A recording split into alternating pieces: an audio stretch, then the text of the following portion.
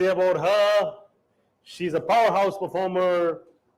She's a force to reckon with in the Indian film industry, making her mark with versatile performances in films and OTT with shows like Guilty Minds, Mirzapur, The Broken News, Taza Cover, to name a few. I have to complete the introduction. I know you all know it, but then I have to complete the introduction.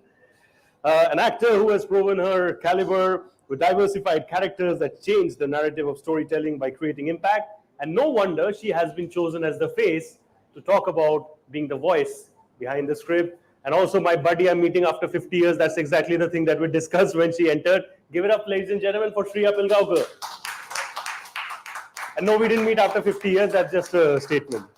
Or zor se tali, please, I think she deserves it. She's worked hard for that. Stage is all yours, sir. Stage is all yours, Shriya. Thank you so much. Mic chalu kar dijiye, please. Or otherwise, I can be your voice. I said thank you for that very kind introduction. Always a pleasure. Thanks, Riya. Thanks for coming. And post lunch is generally No problem. Feel free to take a nap while we speak. That's okay. Okay. So we have to keep it interesting. I think I was going through your profile. Very, very interesting. You are born from parents are so well known. We have got. I think all of us are grown with their thing on the TV that during those days, Doordarshan was the only channel, and we cannot miss that. And how difficult for you to really choose acting as a career? I saw your profile, you have done swimming, then you have gone into linguistics, learned Japanese, then did sociology. So it is your choice to become an actor, or you thought I have to keep the tradition going? Honestly, I know that when you come from a family of actors or films, it's expected that the natural progression would be that you would end up becoming an actor. But in my case, it was truly not. I was interested in several things. But I think that when you have such wonderful artists at home, and luckily they're my parents, somewhere that performer's instinct was always there. Bachpan mein, when you have, when guests would come home and when, your family forces you to perform, sing, dance, somehow I never got scared. I would happily perform. So I think I always liked an audience. It was actually my training as a Kathak dancer that got me closer to acting, because abhinay is such an important part of dance. And I started with theater, and then very naturally, organically, acting happened. And unlike most star kids, my journey was not one wherein, say, I was on the cover of a magazine before my work was out. So I think I really had that step-by-step journey where I felt like I had to keep proving myself. But my vision for my work was always long-term. I don't think I look at life as one success, one failure. I think that today, especially earlier, women in the film industry were made to feel that they have a shelf life. It's just 10 years before marriage and then you're out of it. But today when you see, from Neena ji, Shefali ma'am, they're still doing such incredible work. So age is really not a factor. So I think I'm just very inspired by the family I come from, and just trying to carve my own path. That's very interesting. So as you go into let's go with your life. So as you got into acting, so obviously roles will come. So do you choose the roles which comes to you, or you go by directors, or you go by the roles, or you go by the size of the budget of the film? What is your process in terms of deciding what to do next? Honestly, at different stages of your career, the process will be different. Initially, of course, when you're starting, sometimes you feel like, so when I started off with a Marathi film. Then Fan, which was with Shah Rukh Khan, was my first Hindi film. In spite of the fact that it was a YRF film, I knew that it was not a launch that was going to be a typical hero-heroine launch. But who's going to say no to working with Shah Rukh Khan and being his love interest, right? So obviously I wanted to do that. For me, to be very honest, I was very clear that if I have to be in this field for the long run and create a legacy, it's going to only be my work. So for me, yes, a good story is very, very important, especially today, because there is so much content out there that for actors to be remembered by the audience, the only way you're going to remember is if you like the part, if you like the story. So yes, that is a very crucial aspect. And of course, icing on the cake if it's a show that's going to be well mounted. Because today, all said and done, the marketing aspect, we need to be thrown into your face for you to sometimes watch our work, because unfortunately, just a good story may not always be enough. But for me, yes, a good story, good makers is extremely important. And if you're working with wonderful actors and if the mounting is good, then that's the third factor. No, I think that's a pretty good, way of looking at things in long term. But because in your line, obviously previously people were just looking at the title or the cast kind of thing, and women is mostly seen as more like as more like appendage, or like more like an add-on. It's like Amitabh Bachchan film or a Jitendra film. How you think it has changed over the period of time? Do you think that a change has really come, or do you think still like some bit of it is there? Like, Obviously there's always so much scope for these aspects to evolve, but I feel like there was a time in the film industry, firstly there were, when an actor like Smita Patil was around, you did have cinema that was incredibly empowering for an actor of her but caliber. if you look at those days, those cinema like Sabana Ajmi, Smita Patil, Yeah. one type of film. Exactly. But of course, if you see in the 90s, I think women were either the object of desire, or they were the vamp having an affair who smokes, or it was the sweet girl next door was the object of desire. There was nothing. These were like sort of the two binaries. But I think with the advent of OTT, something that has been wonderful is that writing has been encouraged. Writers have been celebrated. So you see women in all their glory, holistically, with all their layers. You can be a police officer and yet want to have a party where you feel like getting drunk,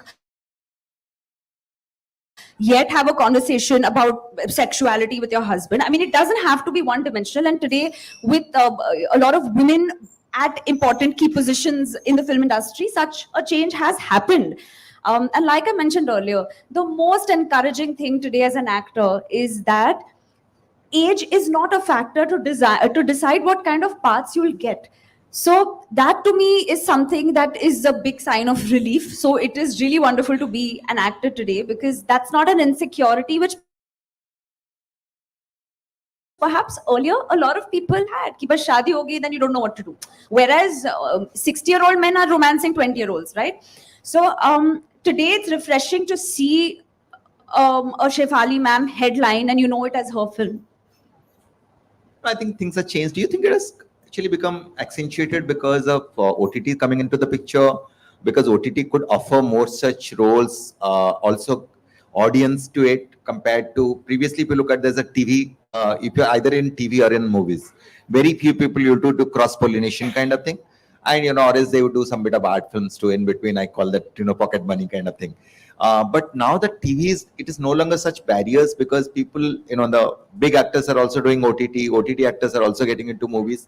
Do you think OTT really helped to make this thing better? 100%, 100%. Like for example, for me, the turning point in my career was doing a show like Mirzapur. For me, that was like doing a commercial film, because to date, no matter what work I do, people will ask me about the show, and I have to tell them that, guys, I have moved on from that. But I think something like I mentioned that OTT did was the virtue of this time limit of 2.5 hours that a film has does not always allow you to explore character graphs, does not allow you that much scope to add layers. Absolutely. But with OTT, what happens is somehow I've noticed the viewers look at everyone as a character. So this notion of just hero, heroine, villain has changed, and everyone's become a character. So I feel like even a person who has 2 scenes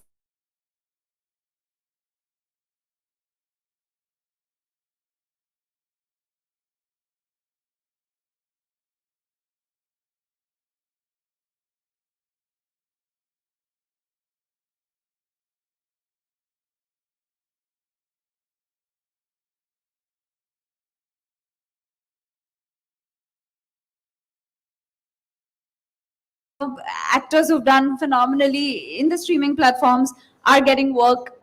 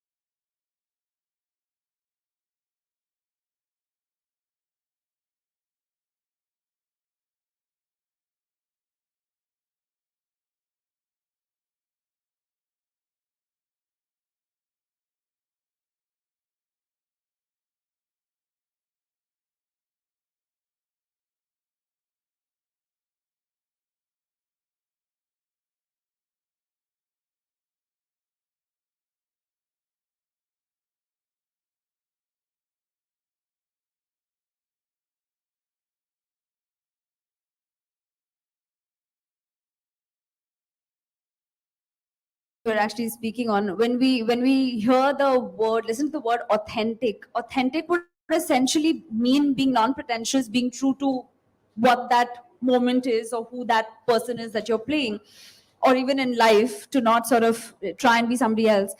um, for me, actually, is okay. Let's take the example. In 2022, I had three shows come out. In Taza Khabar, I was playing a sex worker. In Broken News, I was playing a news reporter. And in Guilty Minds, I was playing a lawyer. And it was so fascinating because I realized that the perks of being an actor is that you get to live so many lives in one lifetime. And I asked my director this, that how am I going to convince viewers or maybe lawyers that I am a lawyer? And obviously, I can't do method acting and say I'm going to argue in court. That's not going to be possible. But yes, I spent a lot of time whenever I play a particular person, that's especially in a field. I spend a lot of time around people who are in that profession, even if it's having dinner with them and chatting about the most mundane things, or if I'm going into a news agency or in a court. That's one aspect of it. But the smallest things are important. I remember, in fact, my mother said to me that when you're a lawyer, learning your lines and arguing is one aspect, but how you hold your files, how you're walking, the ease with which you're keeping those papers, talking, that ease, I have to make it effortless. The minute you see my effort, I've failed. So the challenge is always that, which is, when we always said Irfan Khan Saab was so effortless, it felt like he always was doing that. Um, so making your part look effortless requires a lot of effort, and then you have to forget it and undo it. So yeah, and I actually really enjoy collaborating with my directors and my writers because acting is not a solitary process. I cannot cut How myself much off. scope you get? Like, obviously, you've done multiple roles. Every Yeah. project will be different. But in general, how much scope you get? Let's say character has already Yeah. been written, it has been characterized, dressed particular way. How much chance you get to really tweak a bit or a change a bit? That's. I've actually been fortunate because I've collaborated with people who want the actors to participate, whether it's suggestions with clothes,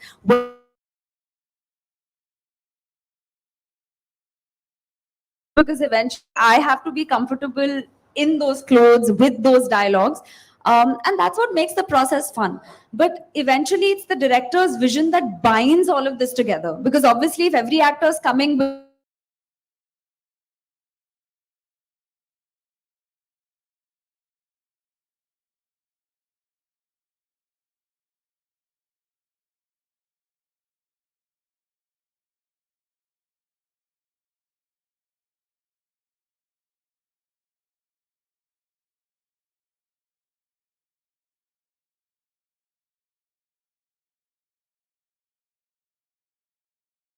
actually do. See, if you look at there, for months they sit down together in a conference room, read each other line, they prepare a very, very different manner. So you think that kind of preparation has come to India now?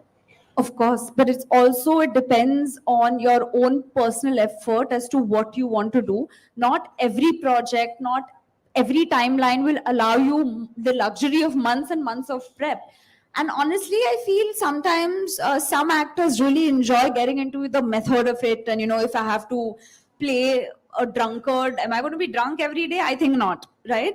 But there are different actors who are more just cerebral. Sometimes people want to go into it. So it depends what works for you.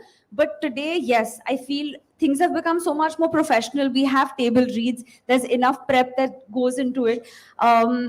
And this is a great change. But at the same time, my parents have told me so many stories when they used to make films where there was no script. Even everybody was just playing off each other, and they still made fantastic films. So I don't think there is a right or wrong way to go about something like that. If you look from outside, it all looks glitzy, all looks very nice. But there is immense amount of pressure internally to succeed. Success is no guarantee of future success, right? How you go through your successes and failures and what keeps you going? Obviously, there'll be a lot of disappointment some point of time. So obviously, you get called for 20 scripts, probably you might get 2 or 3, you may not get anything. So how you go through that process?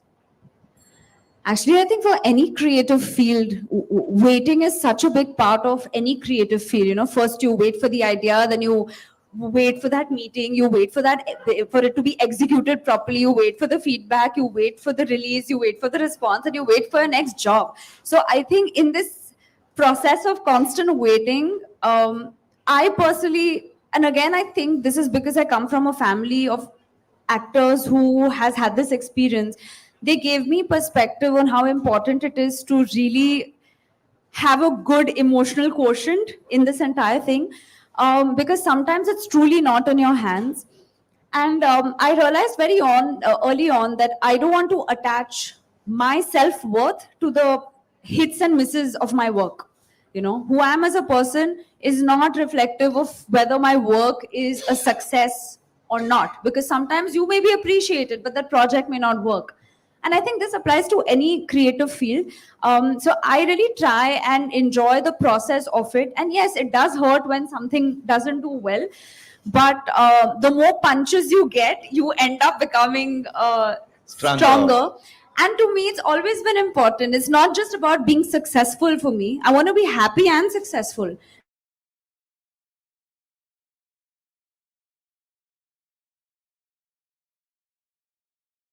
When we think something is not working out, we just have to be a little patient, because eventually you realize, okay, wait, it did work out. I was just too quick to give myself that verdict. I think there is a famous quote of Apple founder. He said, everything you can connect dots backwards.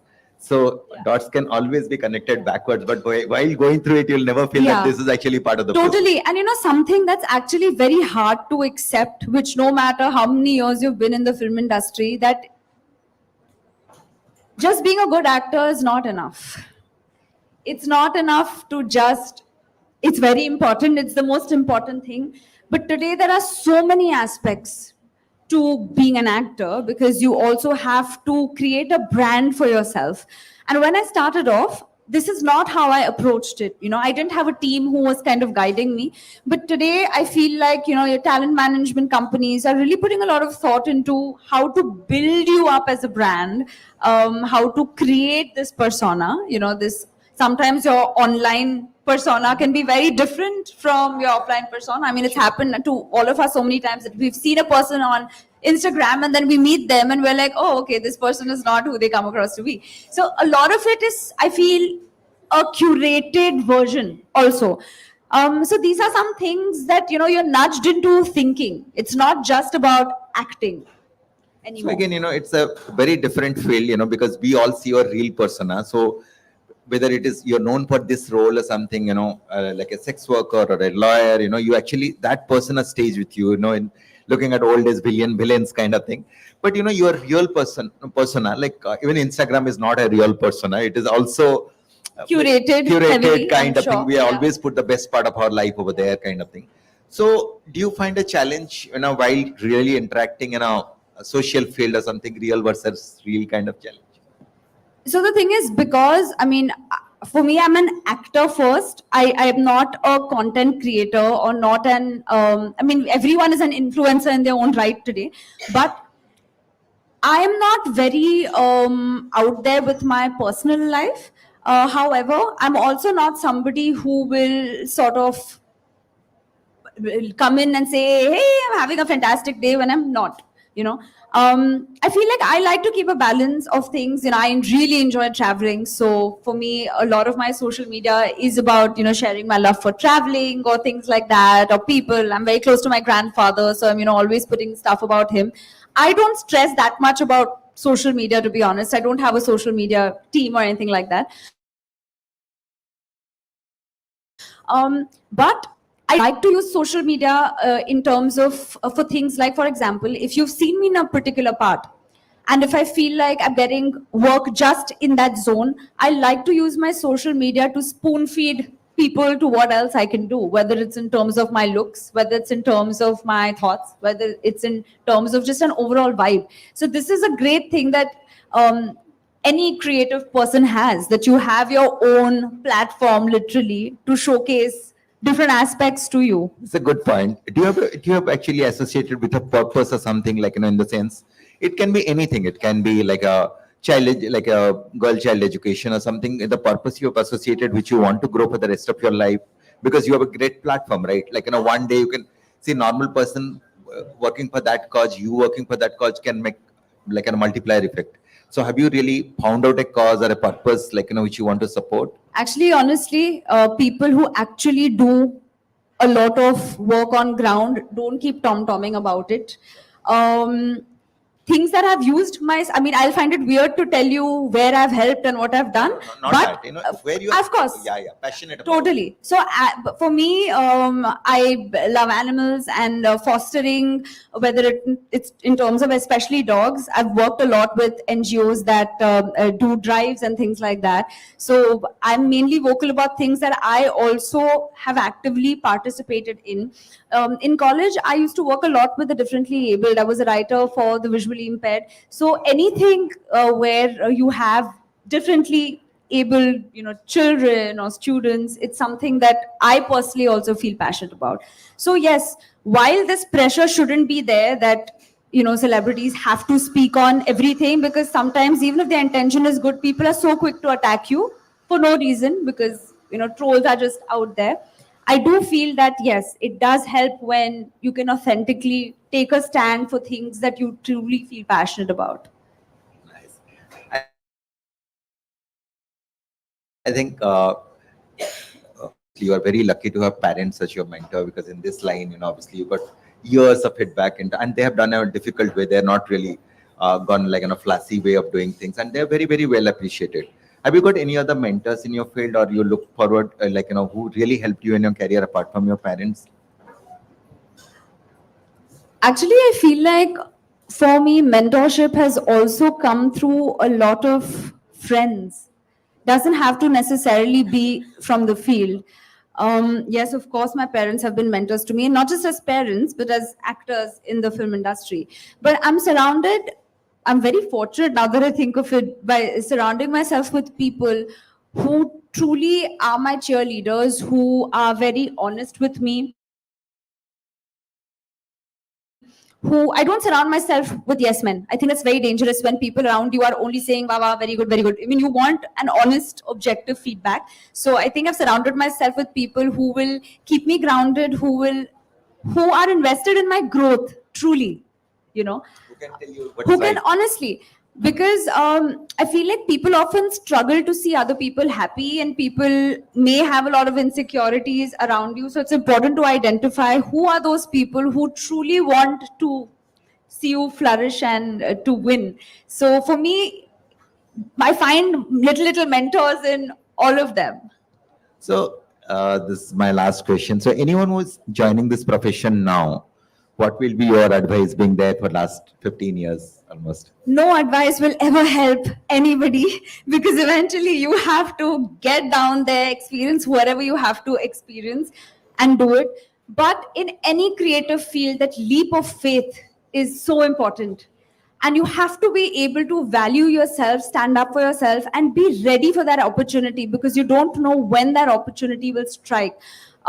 We've seen so many actors today who did work say 20 years ago, and now suddenly there's been a resurgence for them. So the show is never really over. You never know when your time comes. So you got to be prepared, and your job is not necessarily your entire life. So I would say just don't try and attach your self-worth to these smaller moments of success and failure. Be that lambi race ka ghoda is how I would look at it. But otherwise, there's no advice. You got to just fall and learn. Okay, so this again. So what will be happy, 10 to 15 year down the line if you achieve that, or like what will be happy with? I would love to take creative control and to produce my own stories, to make my own stories. That's something I'm very passionate about. And today it's very much possible. We've seen such incredible, especially actresses from, Priyanka, Anushka, they're all really taking control of the narrative because at some point you don't want to just wait for things to come your way. You can make things happen. You can try at least to make things happen. So I think I would really like to creatively be involved in storytelling and to have a fantastic team while I act. And so want to do acting and producing and direction all at the same time, hopefully in time.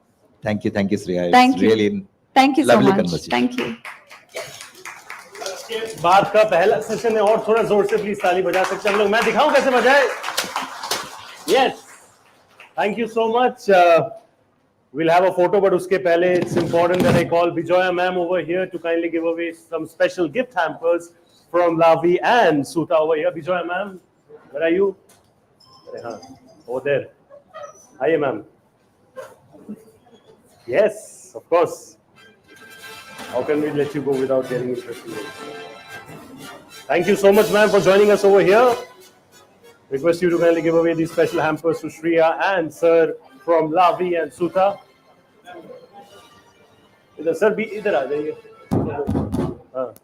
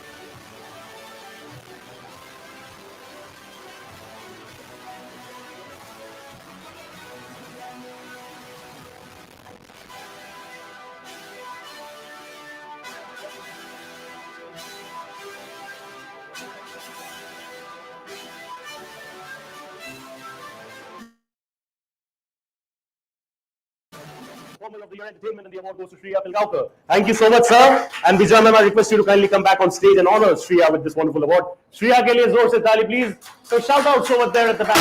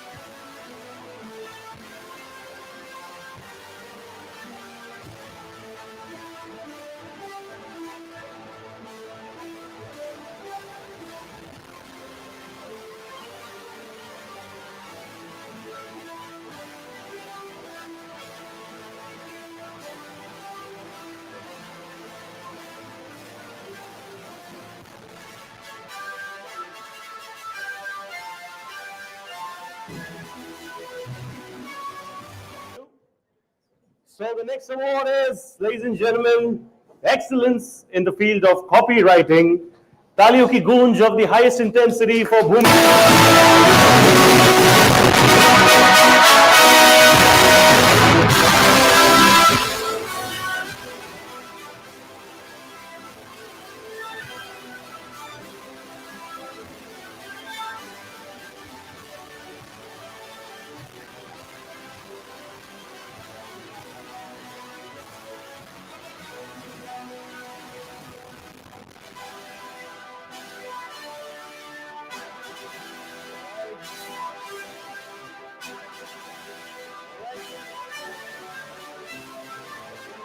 Excellence in the field.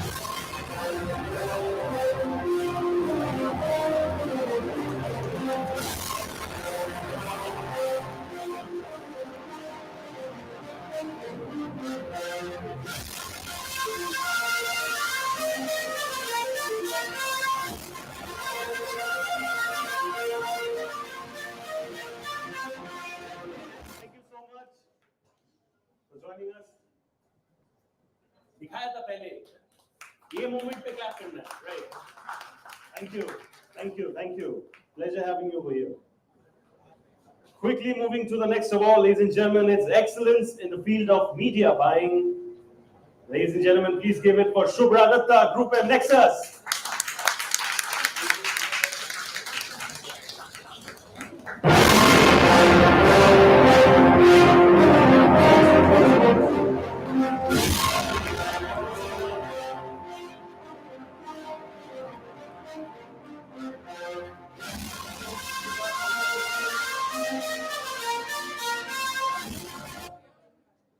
Thank you. Quickly moving to the next award, ladies and gentlemen, it's excellence in the field of account planning. This one goes to Karishma Raheja from My Prospect.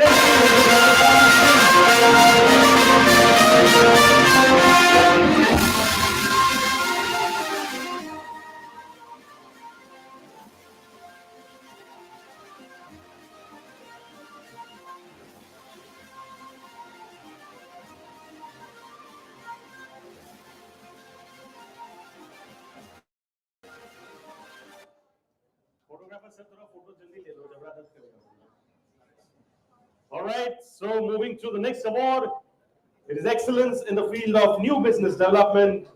Ladies and gentlemen, let's give it up for Sony Party from Showbase, please.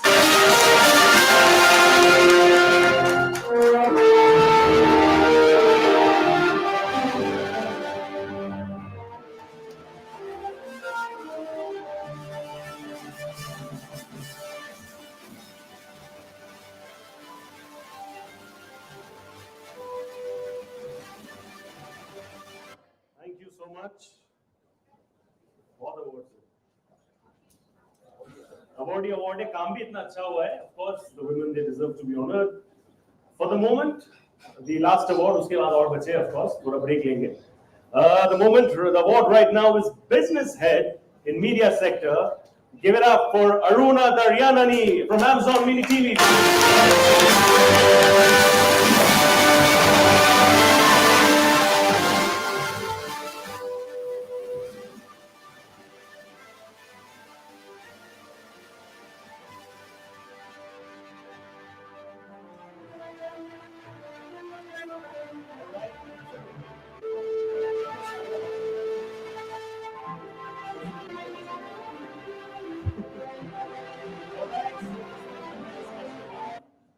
Not just because she's here, but of course I have the privilege of knowing her.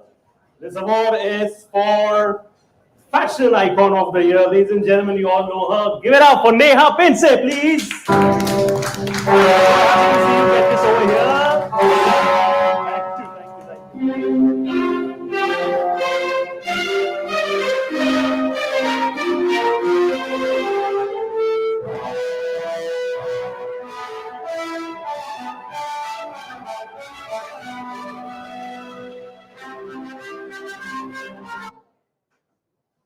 इनको जानता हूँ, इनके साथ थोड़ा बात तो करने दो. मुझे बताओ Neha, this is such a beautiful occasion. Just some time back we met and we had a really productive conversation. This is about celebrating the legacy that women they create with their hard work and the magic that they weave. I believe it's truly magical. मुझे बताओ that one magical moment in your life which you're really proud of. Of course, you have created your own journey. Everybody knows how successful you are. You're a successful entrepreneur, actor, सब कुछ है. But the first moment in your life when you felt like, you know, boss, I've done it. I've achieved something in life. चालू है चालू है Hello. चालू नहीं है इनका माइक चालू नहीं है माइक भी नर्वस हो गया नेहा बात कर रही है यस मुझे लगता है कि किसी भी फील्ड में ठीक है चलो आप जो भी मटेरियलिस्टिक चीजें आप खरीद पाते हो वो सब चीजें अलग हैं प्यार जो आपको मिलता है वो चीजें अलग हैं मुझे लगता है कि and specially for a lady because today we are celebrating women and their success तो मुझे लगता है कि आज भी औरत के लिए सबसे बड़ा झगड़ा जो होता है वो उसका आइडेंटिटी का होता है and when in any industry you create a name for yourself, an identity of yourself कि you can make difference, any kind of difference. कि मैं सिर्फ किसी की बहन नहीं हूँ, किसी की बेटी नहीं हूँ, किसी की बीवी नहीं हूँ, किसी कुछ नहीं, मैं अपने आप में कुछ हूँ. मुझे लगता है वो आइडेंटिटी खुद के लिए सबसे बड़ा एक विनिंग होता है. And I guess when I slowly and steadily found my space, my identity as an actor is when I think I started my journey somewhere in life. And one question before I let you go, I think we had an interesting discussion in the past about mentorship, right? So tell me about that one mentor that you have had in your life who has really played an important role in kind of shaping up Neha Pensey the way she is today. I take pride in saying that, and also it's an unfortunate thing to say that I had no one. Oh. I literally had no one. I don't. She's her own mentor. उनके लिए एक और बात सोचता था. No, I'm not my own mentor. No, I'm not, because I learned on the way, and it's been a very bumpy ride. And I wish I had a mentor, because trust me, that makes a lot of difference. Someone to guide you in an industry you have no idea about. My parents don't come from this industry. My friends don't come from this industry. I don't have a godfather. I never had anyone. So that made my life journey all the more difficult. And I learned everything on the go. And I think life and my experience and my journey has been my biggest mentor. Great answer. Tali, please don't zor se, please. Thank you so much for joining us over here. I'll take the mic. Please take your seat. And a little quick update. जिन लोग को भी Japanese food पसंद है आप लोग please जाके वकाई बैंड्रा में जाके खाना खाओ. मुझे इसका अलग से पैसे नहीं दिए गए प्रमोशन के लिए. I've tried the food over there. क्यों वकाई? ये तो बोलो. ये वकाई आप ही खुद बोलो ना. You only say. आधा अधूरा information. Nothing. If you like Japanese food, I have a lovely Japanese restaurant called Wakai. It's on the 17th Road in Khar. If you do like it, please do come. I'll be very happy to see all of you. Thank you so much. Valsa people, don't kill me for promoting something else. Oh, thank you so much. He's a friend. I have to do it. It's Japanese, not competition. हाँ कोई competition नहीं. Thank you. Smooth. All right. So what are we doing, Nehal? I'm clueless right now. I have to ask. So are we ready with the next one? Oh, super. Huh? Panel, right. So मुझे अभी कुछ बकवास नहीं करना पड़ेगा. Good. Okay. So the panel discussion पहले setup करने के लिए मैं भी help करता हूँ. We have a panel discussion right now, ladies and gentlemen. Request you to kindly stay tuned. Very interesting one, very interesting topic. Adao sir.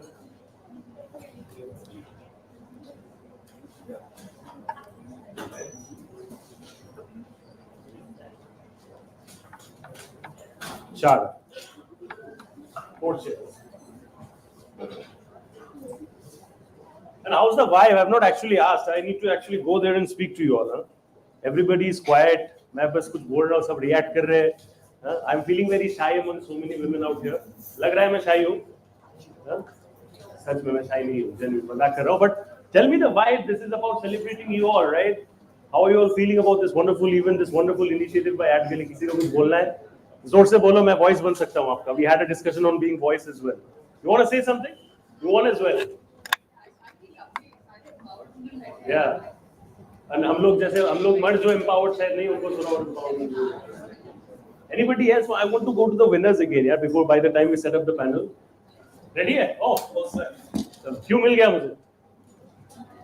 Thank you. So the topic for the moment is a panel discussion. It is making 2024 the year that women achieve equitable numbers in business leadership. The session will be chaired by Amir Ismail, President, Lintus Live, Mullen-Lowe Lintus Group. Will be joined on stage by Michelle Rosario Johnson, VP Business Dentsu Creative, Rekha Rao, Managing Director, Zeno Group India, and Sunchika Pandey, Founder, Hat Media. सबके लिए the highest intensity की ताली please. मैं दिखाऊं? Okay. So we have a video as well. आप लोग ready हो? Is it working? Sir का माइक चालू करो. हाँ चालू है. नहीं चालू नहीं है. Hello. Okay. Just before we start, I want to thank Bijoya and the Ad Gully team for inviting me to chair a panel where I have no credentials, right? I had to really jump into this and do quite a lot of research, which started this morning, okay? And it really highlighted the issue even more to me. I think part of the reason why I'm here is I've worked in this business now for almost 30 years, and predominantly with really talented, special women colleagues and leaders who become friends. So it's absolutely an honor to support the cause. Before we start, I went surfing on YouTube just to check videos, and I found this one, which is a little dated, but it's really inspirational. So please have a look.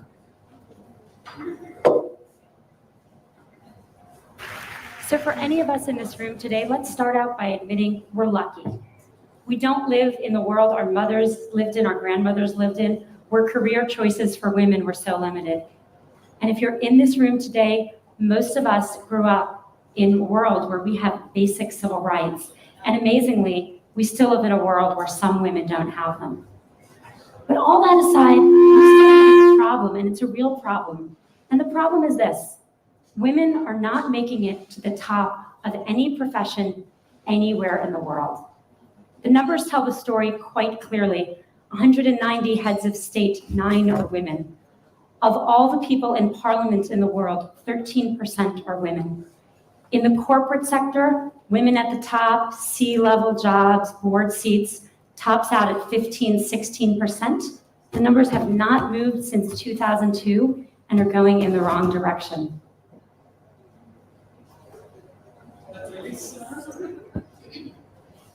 Hello, can you hear me? Thanks. That really sets the context of the topic that we're going to be talking about today. That was really an inspiring leader speaking from the heart. The video was made, it's a dated video, it was made about 13 years ago. But sadly, the reality is the needle hasn't moved too much since then. While I was doing this kind of online research, I saw some amazing, some really inspirational women leaders. From a global perspective, Indra Nooyi, Michelle Obama, Oprah Winfrey, and closer to home, Kiran Mazumdar-Shaw, Falguni Nair, and Radhika Gupta. These stories, more and more, need to become a collective voice, a voice for change. With collective voices, diversity agendas, movements, and so many platforms that enable sharing, it is still incredibly unfortunate that we haven't seen better representation of women across the board. I could go on with some facts, but I don't want to bore you. The facts are, outstandingly in the favor of men. It's truly unfortunate when you have such talent that exists in the ecosystem in India and in the rest of the world. And it gets even worse when you get to C-suite and board level positions. In India, it's minuscule, single digit. And because of the fact that the government has put corporate strictures around board representation, not because it's a need that people and companies feel. So it's really, really unfortunate. And I'd like to open this up to my talented colleagues on the panel. Maybe I'll pass it on to Rekha. So I guess I was talking to Amit just before we started off the panel, and I said, the fact is that for women, there are so many levels of biases that we tend to kind of have to overcome. There are some very obvious biases, some fashionable biases, which everybody likes to talk about frequently. But I think the ones which are not spoken about or not even realized are the conditioned biases that we all kind of grew up with. And when we talk about conditioned biases, the biggest issue is with women and how they think about themselves.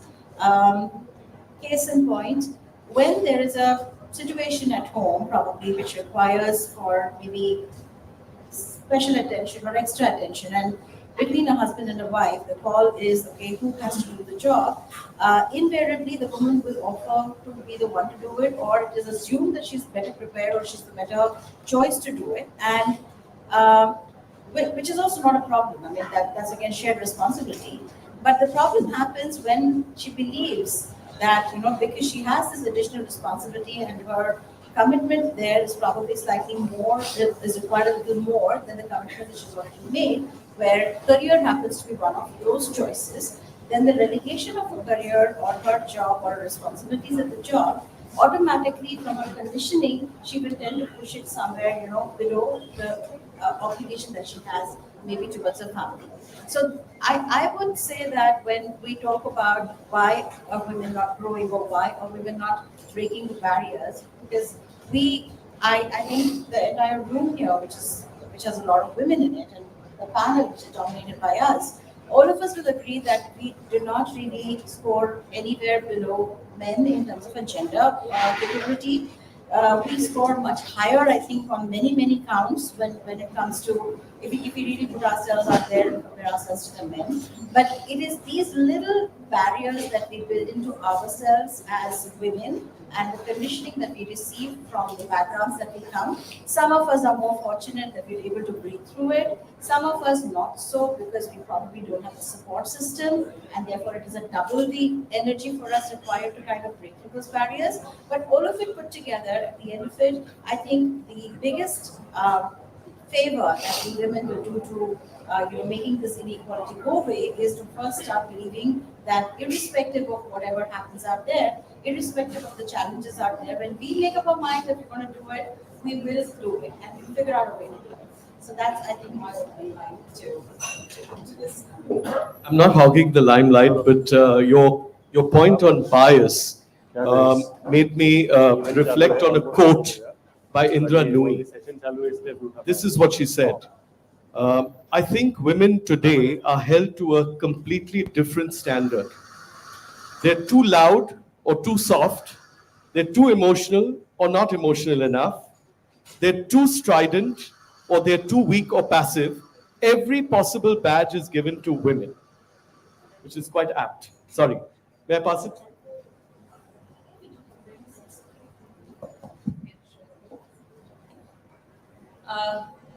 I'll just take it ahead from what Rekha said, and she mentioned that we are expected to be the first to kind of take share responsibility that we were talking about. So it just reminds me of personal instances, because I think that's the best way of having a conversation today, because we all have had so many personal experiences which can be common to most of the people in this room right now, because we face similar challenges, similar problems, and we have a similar point of view in solving them.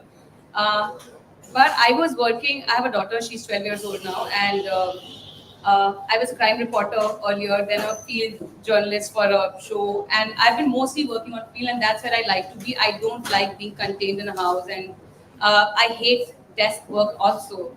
So I'm somebody who loves being out on the field. So I was working till the last day of my pregnancy. I remember I took a cab myself, took my mother-in-law in the cab, and I went to the hospital. I was working with a newspaper that time. I wrote a story from the hospital bed that time. And next day when my daughter was born, I also had an article in the paper. And everybody asked me, oh, how did you have the article and the baby together? I said, that's what, what women are for. We can do so much. Not that I'm very proud of, but that's how it is. And I started working after pregnancy, after having my baby also, very soon. And one day somebody just asked me that you're mostly out, you're traveling so much, you have your daughter at home and everything. How does your husband manage? How does your husband manage? I said exactly how I would have managed if he was traveling for work, and he's doing a good job, and I would have done a good job at it too. But I don't think anybody asks a man when he goes out for work and when they travel all over the world that how is your wife managing or how is her work getting affected. So I think this is my opening experience and how everything works around me. But like Rekha ji said again, that if we decide to do something, we will do it. We have to make the conditions around us compatible. If we have an ambition, we want to achieve it. Uh, I think most of us who have found some kind of success in whatever way have achieved it because not that we are, kind of shunning off any responsibilities around it.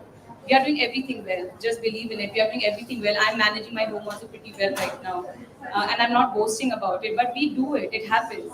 But we just have to tell everybody around and condition them for them to understand that we are doing a lot more, and we need that time and space difference for us. And I think what also limits women and why I think we need to start really from very young age for girls to know that, the kind of space which is limited for us and on the number of things that we can do. I'm from Bihar. So initially during our schooling days or whatever, if you're good at studies, science, maths, you're going to become a doctor, engineer. If you're an arts person, maybe you could become a patrikar or you can become a vakil. And so very limited options in that. And the most sorted, of course, IAS and IPS officers, but then you have to really excel. But I think as we have grown, there's so many opportunities in every field that we are doing. Girls have so many opportunities, and now in this day and date right now, there's no limitation. The kids should be told, the girls specifically, because you're talking about them right now, they should know that there are so many options. Even in designs writing, I'm from a social media space right now. Even if I had to be a reporter, I wanted to be a field person, so I did it. But there are producers, there are output editors. There are so many things to do. I think we really need to talk to girls about so many things that they can do. They do not just have to be a teacher. They just do not have to be a doctor, or because they'll be so they can attend so many people. They have that caring kind of approach. I think we really need to start from very early years now, and we need to expose the girls to so many opportunities that are around them, and they should be told that you have an entire world out there, and they should be prepared from very beginning. I think that is where we need to start, and that's very important. Wonderful. Beautifully said. And actually, you need to add a super before the woman. All of you. The multitasking, We can do without it. Let us just allow us to do what we want to do. Well Super said. you keep. Michelle. Yeah, just to add to what Sanchika is saying, right? There's this campaign by Plan India where it's called Girls Take Over. And in 2012, they did an interesting thing. They got these young girls across the nation to take over positions in the embassy. And they said, what do you want? What do you want when it comes to, partnerships with international agencies? What do you want for yourself? And putting young women in that position and hearing them out. I think it was a day long where they took over, they spoke about what they want to do for the country, what do they want to do for women. I think listening to that, quite encouraging. So absolutely give the power to the girl and magic will happen. I completely agree. And to Rekha ji's point on biases, right?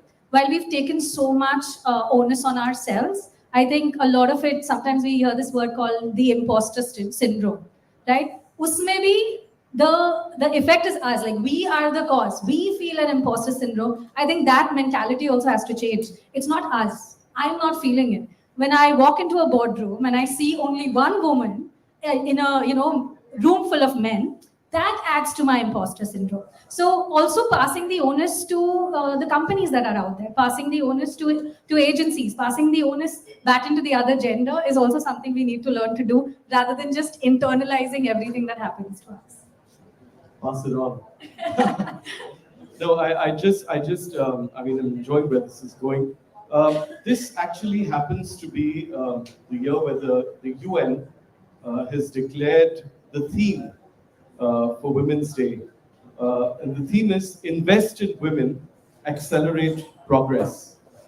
And I want you to understand, themes aside, or your view on the theme, what would really make a difference Because I think all that we see in real life, in online, people who we admire, all have such amazing stories and value, but the needle doesn't shift fast enough. What's your take on that?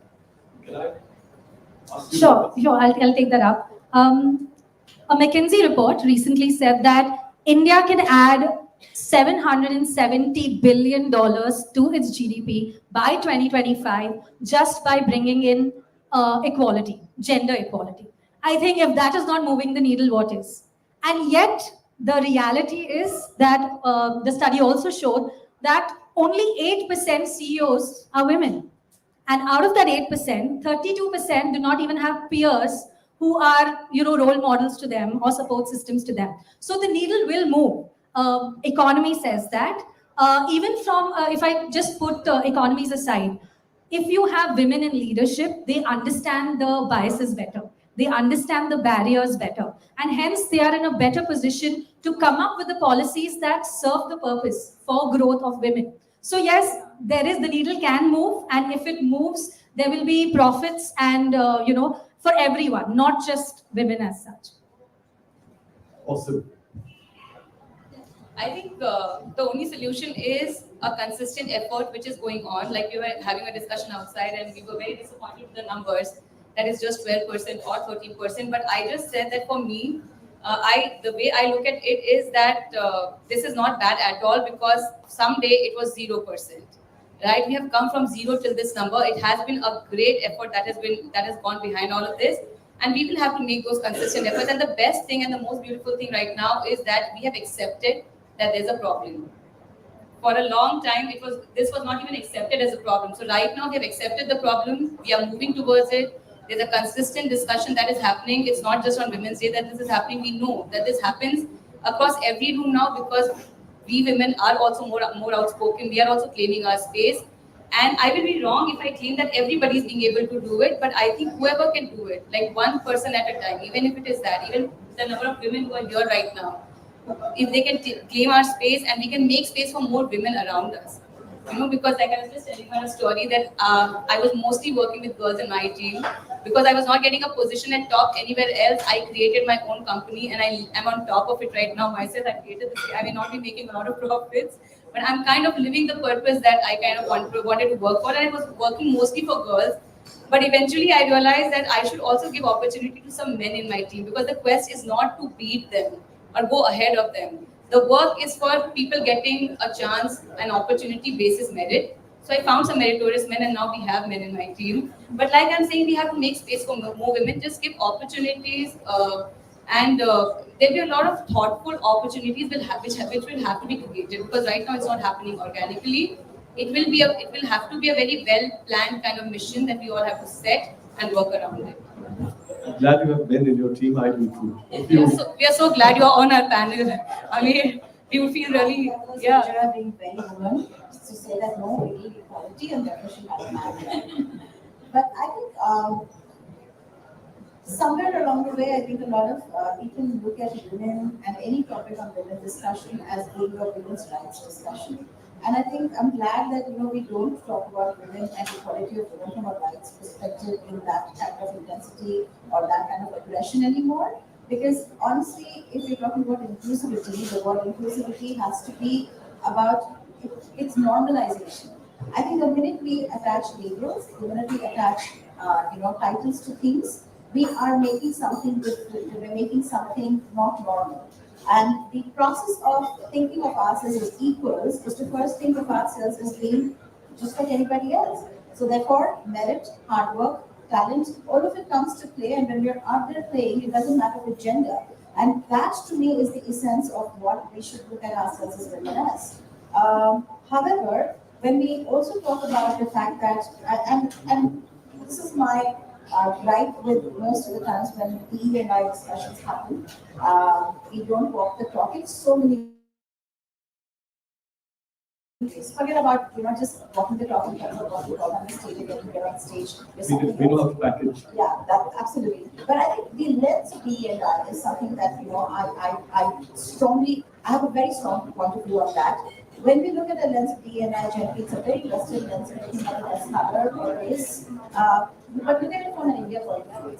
I have the good fortune of working on a small project with Shanta Sinha, and I will probably rephrase the quote that she's given and also contextualize it to what we see today.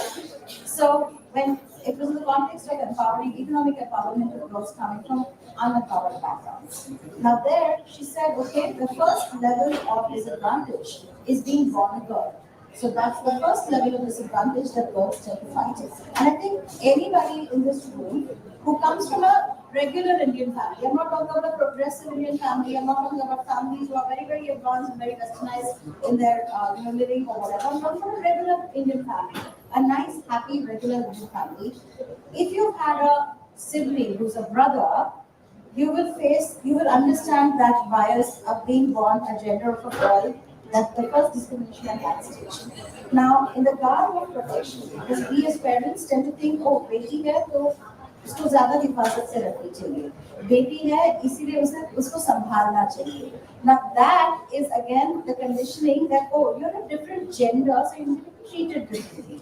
A father won't go and bash the daughter of the same way that he will bash the son up because oh, बेटी है. So these are what, when I talk about conditioned bias, the ways of getting those conditioned biases in. So that's the nicer side, that's the nicer protective side. But in certain homes which are not nicer and protective, it's the bias of the other one. If there are only 2 chapatis to be had for the day, and one is a husband and one is a son, the 100%, 1.5 of that 2 chapatis is going to go to the men, and the half chapati will be shared by the mother and the daughter.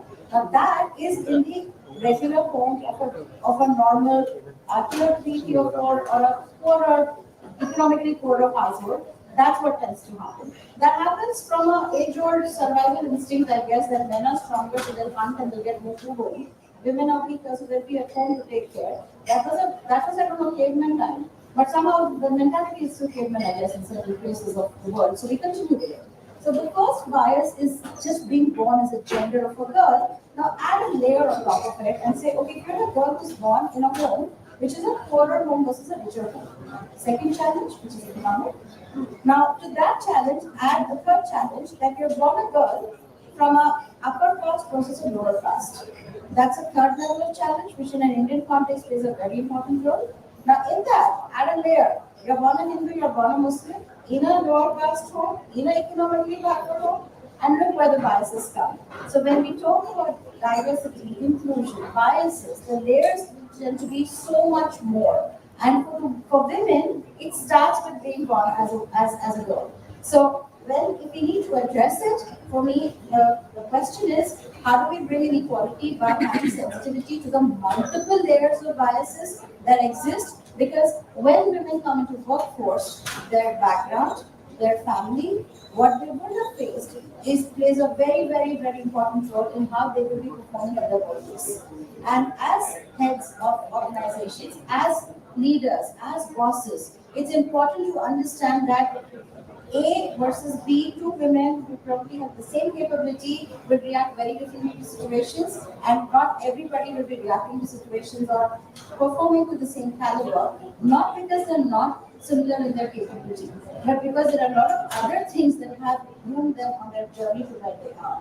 So if as women leaders, if as leaders, I don't say women leaders again, I say leaders, if as bosses, if as mentors, we face women, I would say that have that little bit more understanding, a little extra understanding that for a girl, the fight is a little tougher than it is for a boy.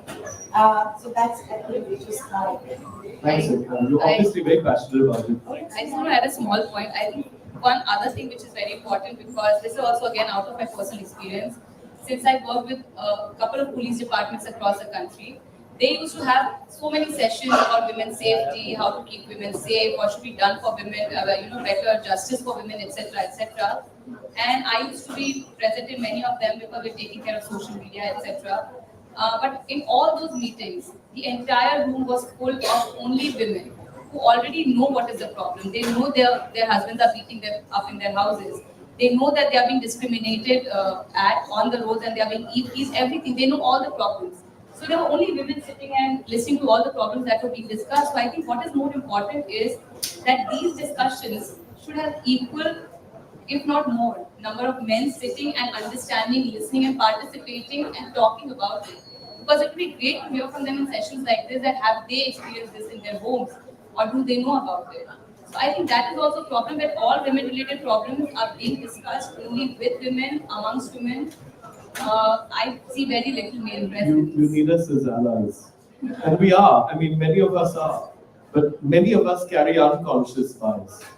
And sometimes you don't even realize it. So I think what you mentioned and what you're saying is absolutely right. Michelle. Yeah, just to add on, I think what is needed then, therefore, is to have these gender sensitization sessions that are mandated for every company. I think within Dentsu also we have the diversity and inclusion trainings, which are mandatory to have. Because like you said, these biases, while women know and go through it, a lot has to be taught to those who may be privileged enough, even a woman, but privileged enough to not have to go through it, or be of another sex that does not understand the challenges that come with it. So absolutely, I think I agree there is so much that needs to be taught, but I think not just taught, formalized and created into a mandate. I think that would definitely help. Thanks, Michelle. I want to kind of come to a close and respect the time given, but I want to ask you a question, all of you. What inspires you? That's the first question. And the second one is, what action should we be taking? Just as a collective, as individuals, shall we go recover?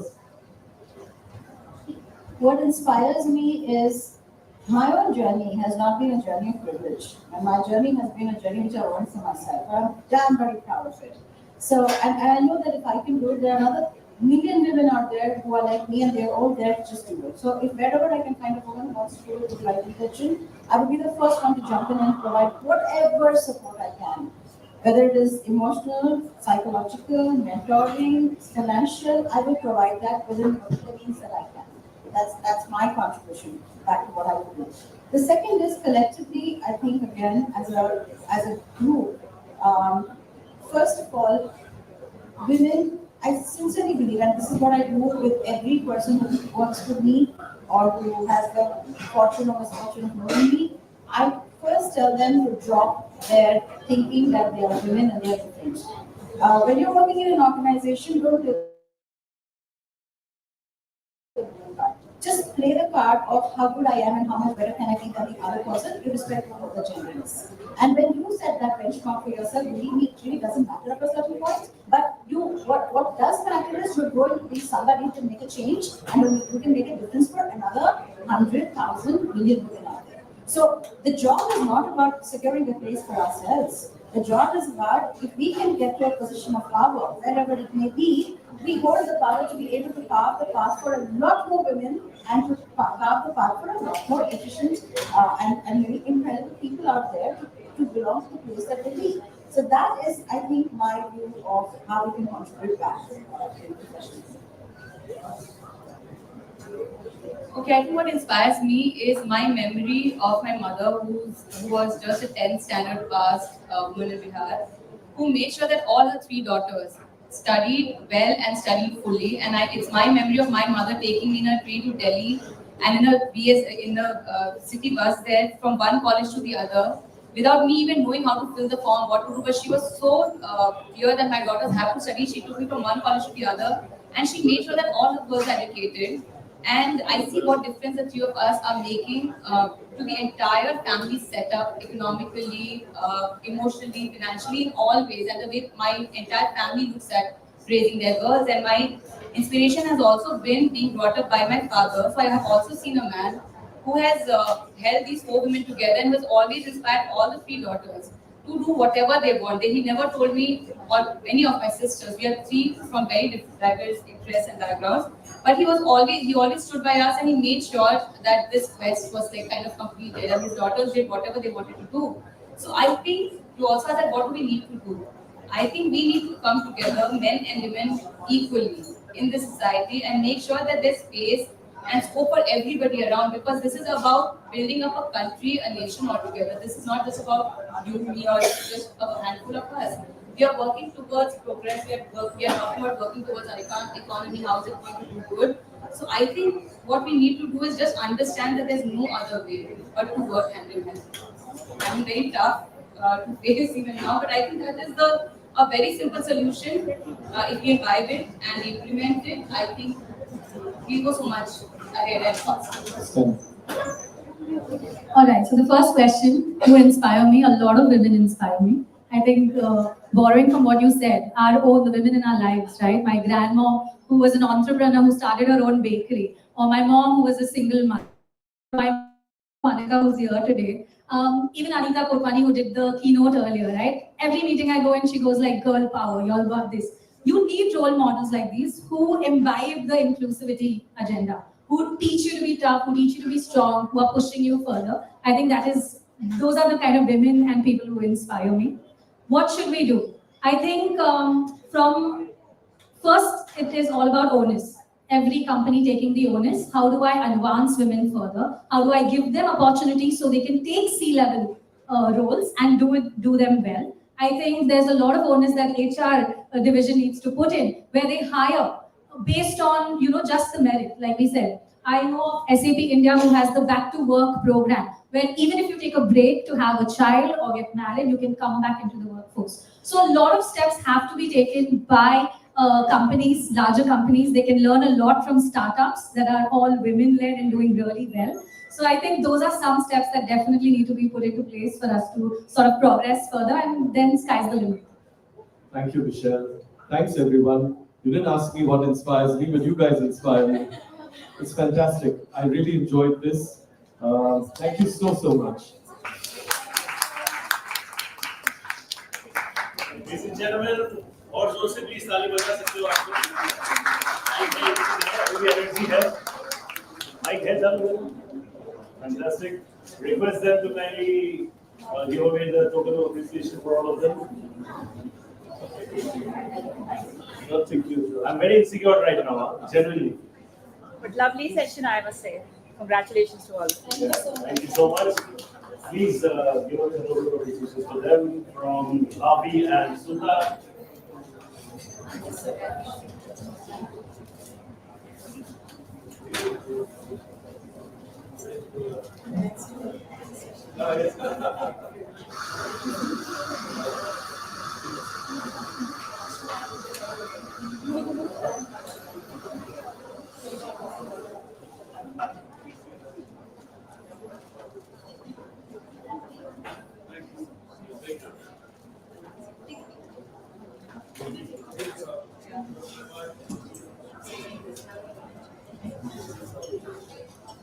Thank you so much. I'll request Amit sir and Suchika ma'am to kindly stay back on stage.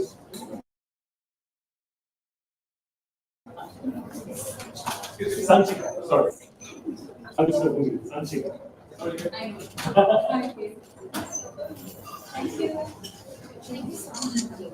I request you both to kindly stay back on stage. और ये हटा सकते हो please? Thank you.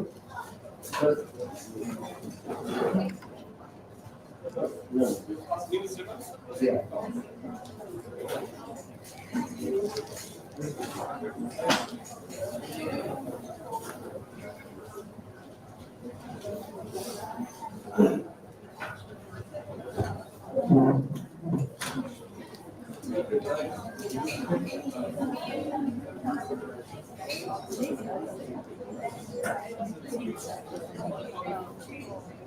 Thank you so much.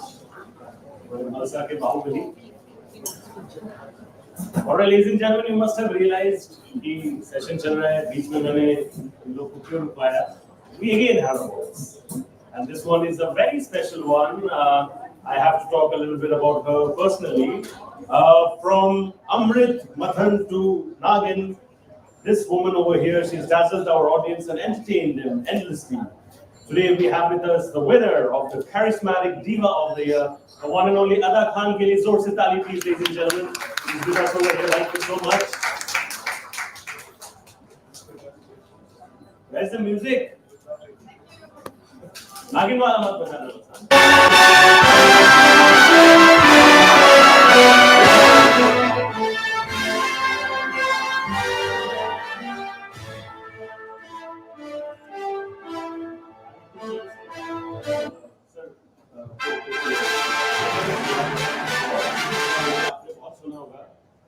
की अदाएं सब लोग सुनते हैं तो बोलना तो पड़ता है, but tell me something. This is not about glamour. This is about recognizing your work that you have put forward, and you've become an inspiration for people. So many young women out there. मुझे बताओ कि कोई young girls will get out, you will say that I will follow you. Something advice to these young girls. Mike.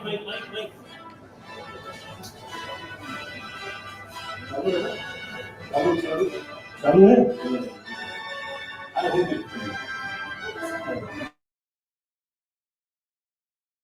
आपका ये Hello, good evening, everyone.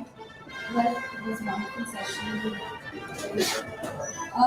I just like to tell all the young girls and women out there that, nowadays everyone wants to follow or be in someone else's life, like what they are doing, want to do the same thing, or wanting to be like her, wanting to do like that. I just want every girl to know themselves. Don't lose your individuality just because you want to follow someone or just be like someone, because these days, because of social media, everyone is just wanting to be like some other person, forgetting what they are and what they want to be. So I would just like to tell all the girls out there, know yourself, know your individual self. Don't keep looking for validation. Don't try to copy someone else. See your own talent, see your own self, and just follow your heart. Believe in whatever you do, and I'm telling you, it's going to be wonderful. And I think that's very, very important to know yourself and don't lose your own individuality. Last question ना बहुत गुरु का request है तो जितना देर कर सकते हो but मुझे बताओ और last question of course generations change and people evolve, challenges also जो शायद हम face करते हैं वो also evolve हो रहा है. Tell me about that one challenge perhaps that you were growing up you faced, but say women of today or the girls who are growing up now, they do not have that challenge in themselves. ऐसा कोई challenge है? Well, I think it depends on how your family has kind of, molded you, or kind of trained you. It all depends on that. Well, we had a lot of challenges, when my family was a little orthodox, and we were like, it was really straight. We had, the deadline, we all had it. So, we come here. And for me, becoming an actress was a challenge as well, because, again, as I said, I'm coming from a Orthodox family. Without a very important woman in my life who supported me and who backed me was my mom. And I lost her on Women's Day. So for me, that day is, not as special as what it is for everyone. But if it wouldn't be for my mother, who supported me in spite of the fact that, no one in my family is an actor or in a glamorous field, rather, so being an actress was a big thing for us, and my mom supported me, and because of her, I am standing where I'm standing. And I'm so glad after doing this past week to thank you so much for joining us. It's an absolute pleasure. Thank you so much. Once again, please. और जितना जल्दी जोर से ताली बजा सकते हो Thank you. Thank you. Request you to say that award for you. अभी सुबह का नहीं वाला वीडियो बताऊंगा. All right, chalo, moving on to the next award. This is award for business head in media sector. And the award goes to Navasundori from Victor Tango Entertainment. Navasundori, give us those please. Congratulations, Navasundori.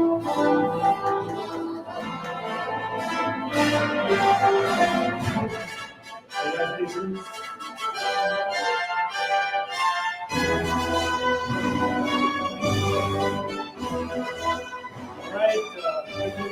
Next award. This is excellence in the field of human resources. Ladies and gentlemen, give it up for Bhakti Somane from Liquid Asia, please. Oh my God. conversation, right? Love that enthusiasm and see there are also talis with her. She's one of the very few जो भाग भी आते हैं.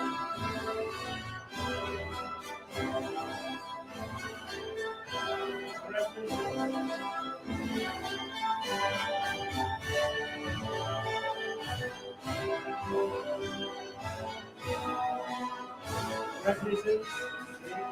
Good.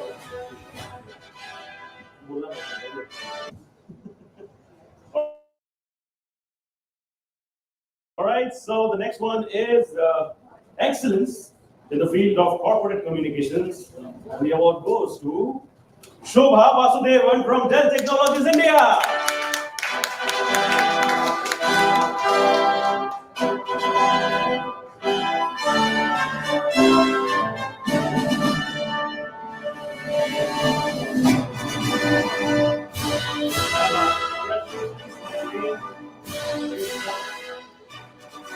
All right. आप लोग फिर इसलिए सकते हो. This one is for excellence in the field of accounts planning. And this one goes to Geetika Thakur from Socialize Housing India, ladies and gentlemen.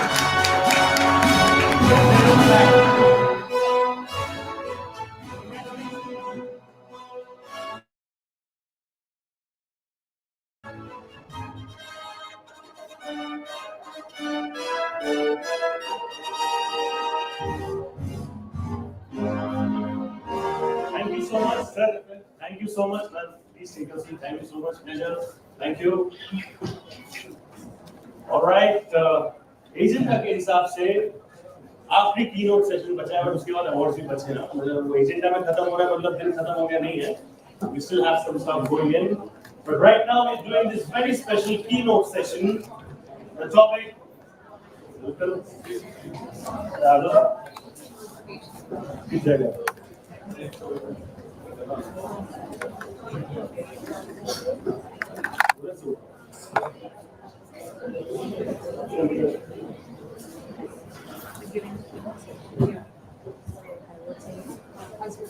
ऐसे आपसे वसूल करेंगे.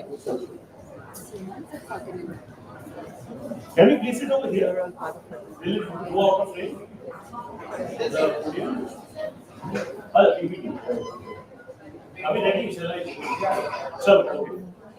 So, ladies and gentlemen, the topic for the keynote right now is Dare to Dream, Cultivating Courage to Achieve Your Glory. And for this, we have Azmat Habibullah, Joint General Manager and Chief Marketing Officer, South Indian Bank, over here to share her insights. Unke liye zor se taali, please, ladies and gentlemen. Take mic, please. Mic. Here you go, ma'am. Thank you. It's all yours now.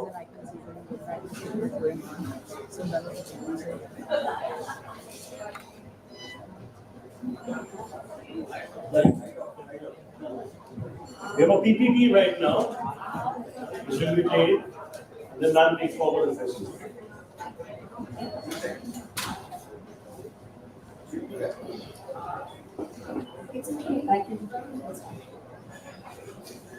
One second.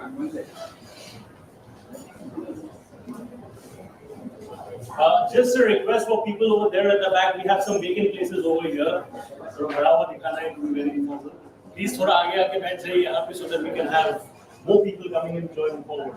आप लोग please थोड़ा आगे आके बैठ जाइए. Over here, please. All vacancies.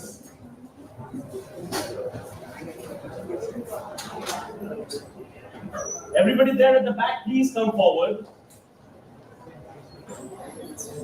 ये पूरा खाली आप लोग के लिए खाली करके सही.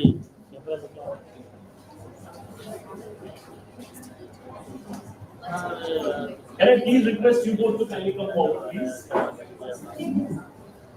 Over there and in this row, please. Second one. Over here. Yeah.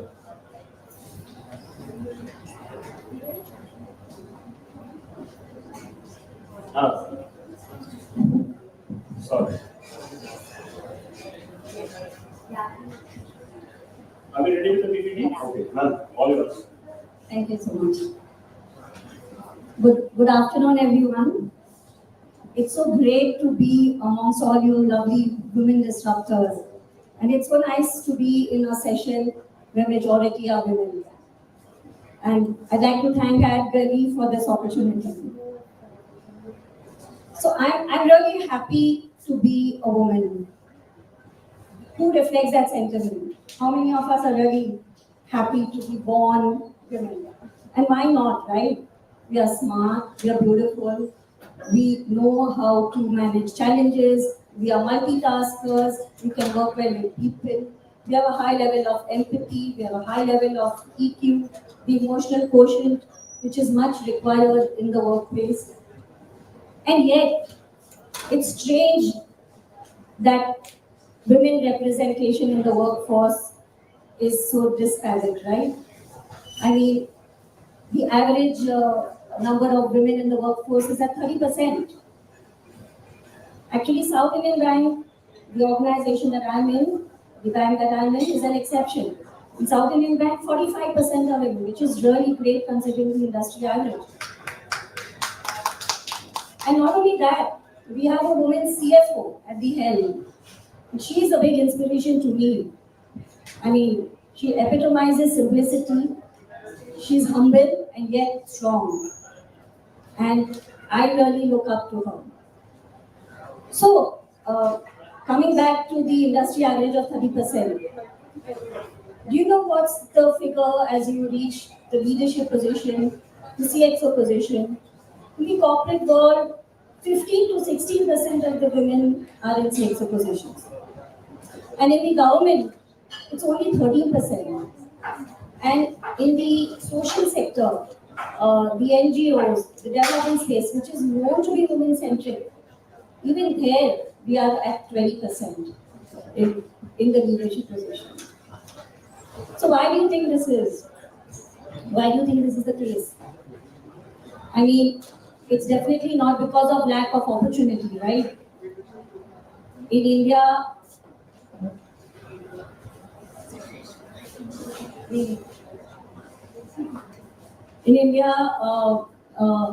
we have equal opportunities, right?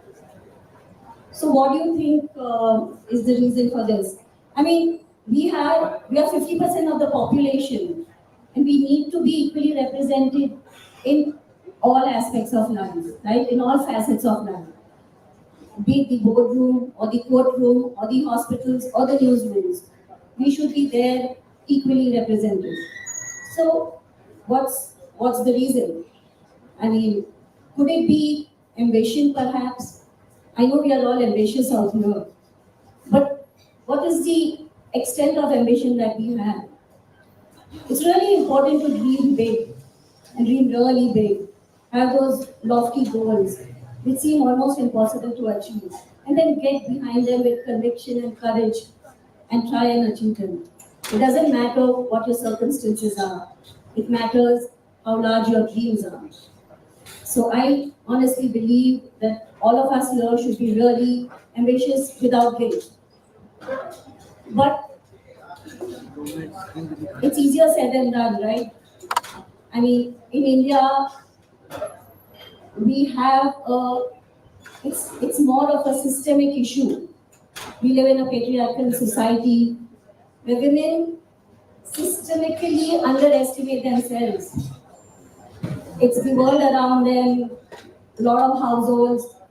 I mean, I've been fortunate to have been born in a very open-minded family with parents who have, encouraged me and fueled my dreams. But even so, the opportunities that I've had in my growing up years are not exactly the same as my brothers.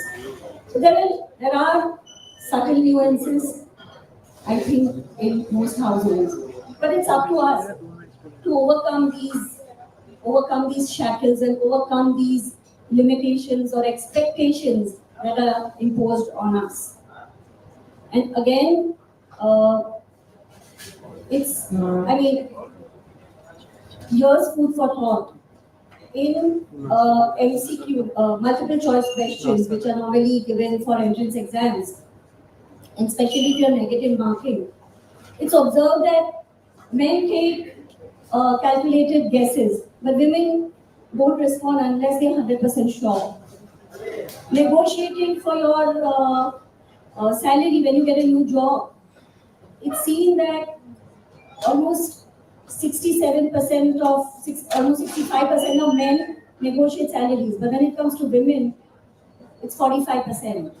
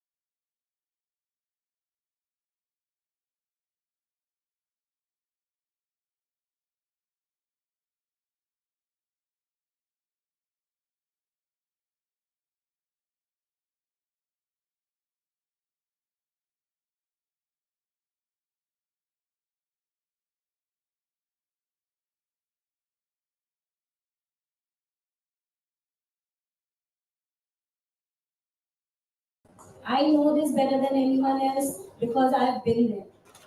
I've taken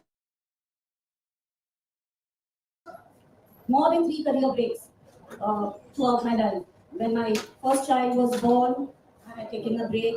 And then after a few years, when my son was born, and then again, when my son had childhood asthma and he had very serious asthma attacks. So I had taken a career break even then. And there was a point where I was even working half day for a long 4-year period. So I understand that. And please take your breaks. I'm not here to tell you don't take career breaks. I'm actually saying do take it when you desire it, when it's required, when your circumstances demand it. But don't forget that it's just a break. And do come back when that's possible, when your circumstances change. Don't forget to get back right in. And that's the main message here. We see a lot of dropouts at the workforce at this stage. And then women mostly don't have the confidence to come back. The other thing that, weighs very heavily is maternal guilt. I mean, I know that again, when I got back to work after my daughter was born, believe me, it was tough. I could only see her face on the computer screen every time, as if beckoning me to come home fast. And the amount of guilt that I have faced was tremendous. I kept questioning myself, what am I doing here? I should be at home with my child. And it just tears you apart. And they are so cute. I mean, to leave them and come back to your careers, it needs a lot. So, these are some of the things that I wanted to tell you. And of course, the last is taking risks. Again, it's been observed that women are less likely to take risks, 15% less likely to take risks than men. And if we don't challenge ourselves, if we don't take risks, we will not discover our true self. Actually, the thing that you're most afraid of, I would say go headlong into that first. And sometimes you'll get into this amazing journey of self-discovery, a journey where you'll discover your true potential. Again, I'll just take a few minutes to tell you about my own experience. A few years back, I went to the Everest Base Camp trek. And it was just this innate desire to do this trek and to go as close to Everest as possible. And Everest Base Camp was the, highest altitude trek that one could take without being technically qualified.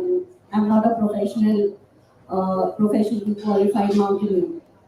And so I knew what I was going in for. It was a tough trek. I had prepared for it. I was mentally and physically prepared for it. I went along with my husband.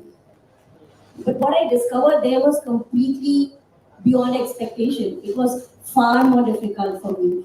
I was really gasping with stamina every day. On the first day of the trek, both my knees were, went off, and I was in tremendous pain. Every day, I was wearing knee guards and taking painkillers, and every day for the next 12 days, I pushed myself to reach the end of the trek. But it was a journey of self-discovery for me. I never knew I had it in me. I didn't think I could push myself to this limit. I didn't think I had the potential. On the first day itself, I thought I should return back, and I'll never be able to do it. And yet, a day at a time, I managed, and the achievement that I felt was amazing after all the struggle and all this effort. So please take that plunge, take that risk, and really discover your, tremendous amount of potential that you may not even know about. So I was wondering a few days back what I should talk to you guys about. And in Instagram, there is all these things, right? 5 beauty tips and 6 tips for home decor. So I said, let me give you my 7 tips for feminine courage to go get your glory. And so here it is. 1, be ambitious. Have really, really tall dreams, and then go after them to achieve them. Once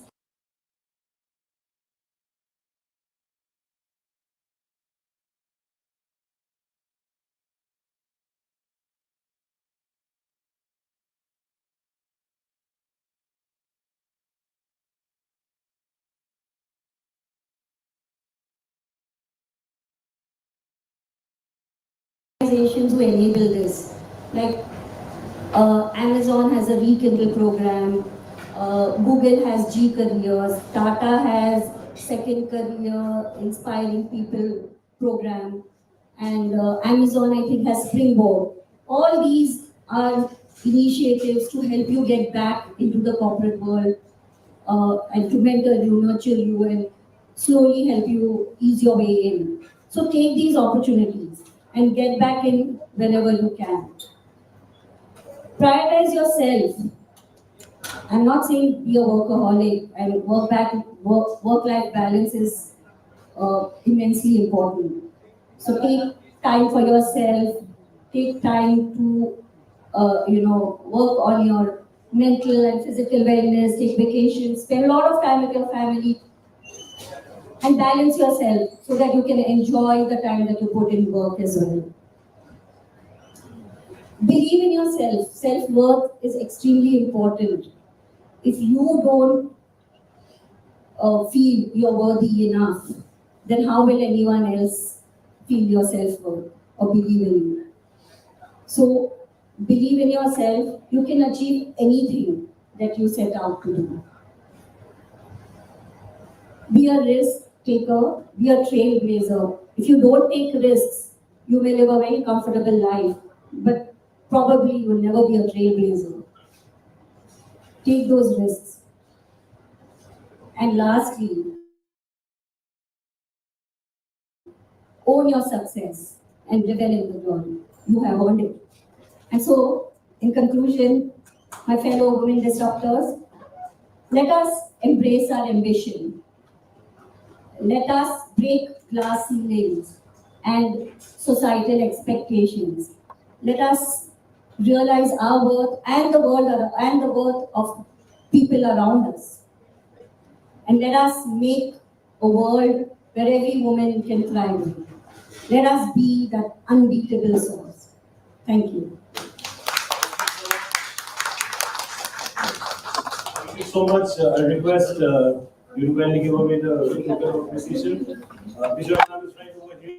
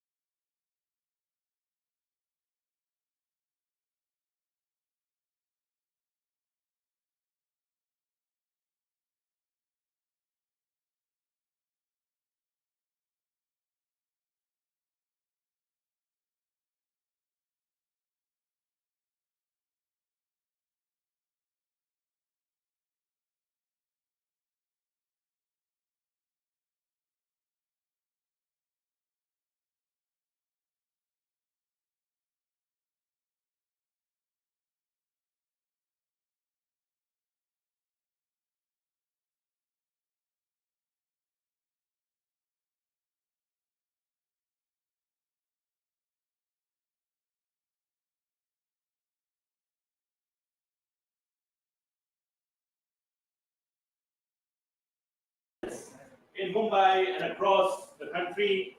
It gives us great pleasure to have on stage Aditi Malik as Entrepreneur of the Year, ladies and gentlemen. Congratulations. Please.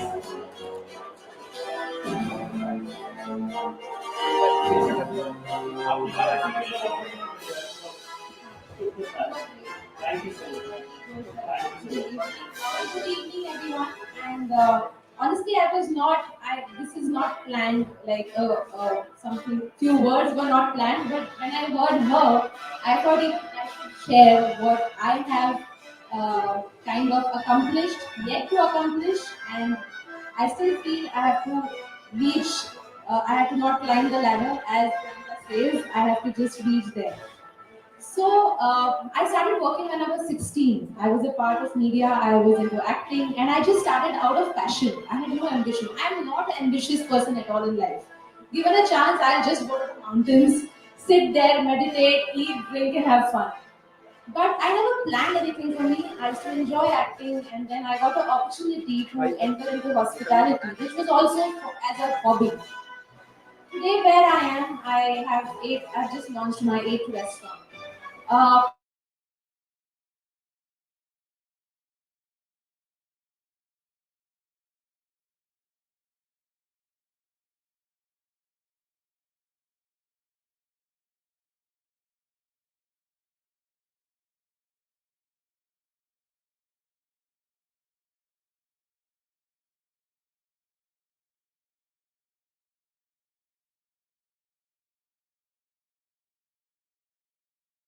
way. And I would want to tell this to every woman out there. Pregnancy is beautiful, it's part of our lives. It shouldn't be a hindrance to do anything and everything in your life. I feel it should be a motivation. I is very happy. He's a happy baby today because I am a happy mother. Eventually, you have to be a happy person and a happy mother, a happy wife, and a happy daughter. Then you can give a happy life to others. So I feel I was really inspired to talk today because of her. It was lovely meeting you, and thank you so much for this honor. And I would say one thing that I really don't enjoy spending celebrating Women's Day. Every day is good. Yeah, every day is good. No, I would say, why should I be celebrated specially? I am as equal as you. So nobody celebrates menhood and men day. So I think we should start a men's day as well. If women, yeah, but it's not celebrated in the way that it should be. कोई नहीं भेजता तो I think अगले साल आपको men's day भी करना चाहिए because Expecting all your DMs on my Instagram. because every woman has a man behind, and I really owe this one to my husband. My husband is an actor, and I really owe this one to him because if he wouldn't have been with me the way I am with him, today I wouldn't have been here. So I think next year we meet on Wednesday. Thank you so much. There are Thank so you. many restaurants. I see 40% extra discount. Let's see. We'll figure that out. Thank you so much. Congratulations. Give it a once again for her, please. Thank you so much. It's been an absolute pleasure to have you.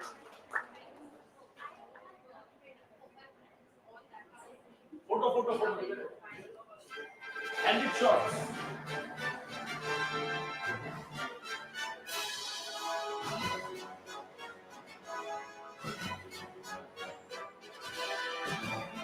Thank you so much.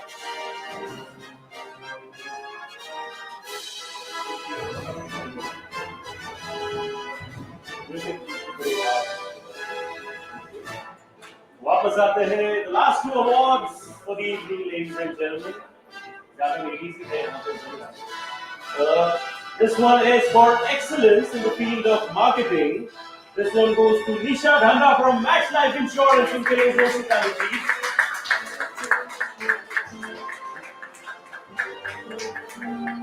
He's not Nisha. Thank you so much for what they Very sporting of you to come and accept it on our behalf. Thank you.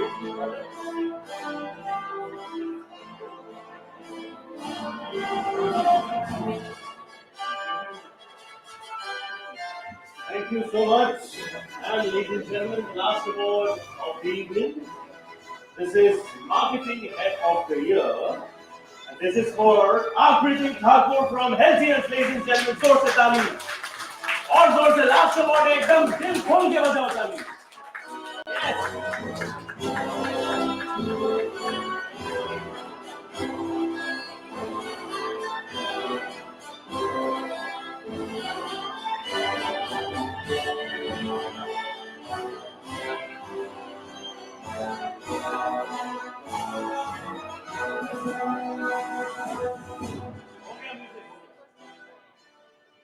तो ये photo social media में डाले तो आपकी team में tag मत करना इनको।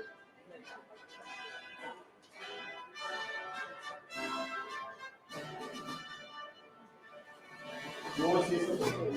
Thank you so much. Pleasure having you. Thank you. I think we are done with all the awards.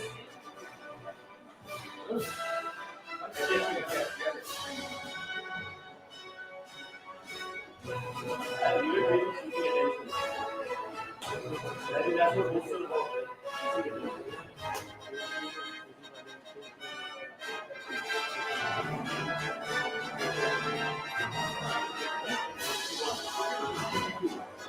Is that the last one? Okay. No, one here. Extra basta hai, mujhe de dena. So we have winner number 52 over here. Oh, fantastic. All right. Music बजाने के लिए वापस हो जाओ ताली, चालू हो जाओ. This one is Content Game Changer of the Year.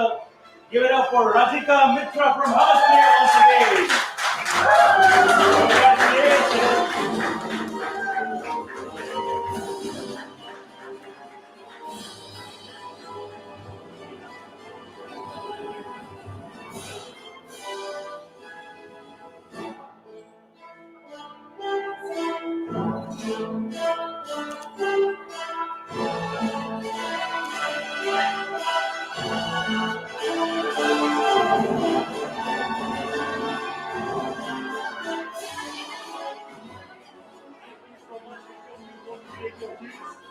Thank you so much. And finally, आप लोग शायद इंतजार कर रहे थे कि कब ये शाम खत्म होगा, but it is over. Thank you so much. This is your host, Subodhi, signing off. It's been an absolute pleasure to be your host for this wonderful day. And I totally cherished every moment of this. We want a group photograph with all the winners at least over here. जितने भी लोग हो यहाँ पर, request all of you to kindly come forward so that we have a group photograph over here. Thank you so much. Requesting all the winners to kindly come over here. Photographer sir, दिखा दीजिए light किधर है ज़रा, इधर खड़ा करो, सामने, इधर, हाँ सामने, बस ठीक. All the women, all the winners over here, please. Thank you so much. Thank you so much. Thank you. Thank you so much. Thank you. All the winners, please over here.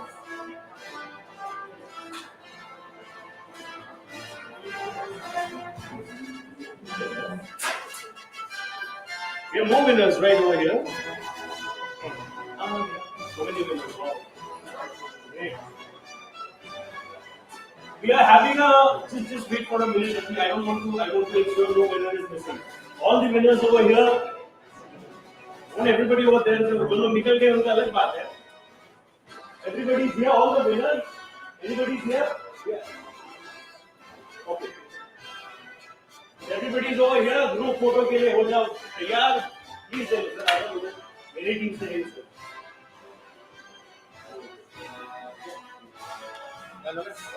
Please say cheese. Yes. And I request Bijoya ma'am to kindly join them as well over here. Where's Bijoya ma'am? Bijoya ma'am. Chole asho please.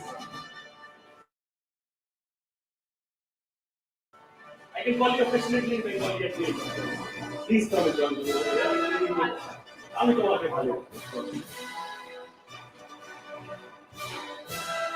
moments of the evening. I know not many people are over here. Thank you. Yes. Thank you. हो गया आप लोग का photo? अभी मैं एक group की लूँगा आप सबके साथ. If I'm allowed to. Thank you so much.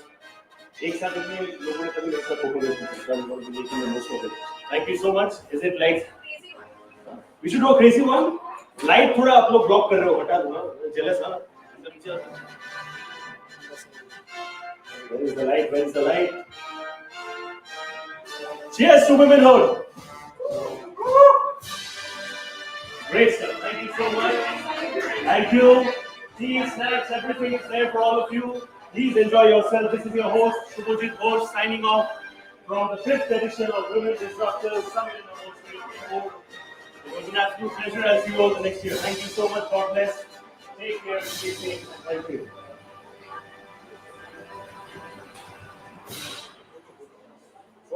Photo निकाल दो। ये बंद कर दूं क्या सर? 2 मिनट